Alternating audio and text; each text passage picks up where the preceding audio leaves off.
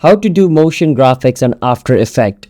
Now, motion graphics means adding movement to PNGs or adding motions to like still images. So on my screen, this is a still image. Now the video on the background is like a moving video which I recorded the screen of, so it's a moving video, but this image is a still PNG image. Now if I add movement to this, it will be considered a motion graphic. Now at the right corner you have effects and preset. You can search for any pre-made motions over here if you want to. Now if you don't have any pre-made motions over here, what you can do is press on the PNG over here on the left corner, press on this little arrow over here to open this box, and then open the transforms layer as well. You will get access to all these keyframes. Now this will help you add motions, whatever kind of motion. If you want to play around with opacity, click on it. Now I want it to disappear, so it starts at like 100%, and by the end it's over here, it disappears. So I just decrease it to 0. Just like this, it disappears. Now if I want to add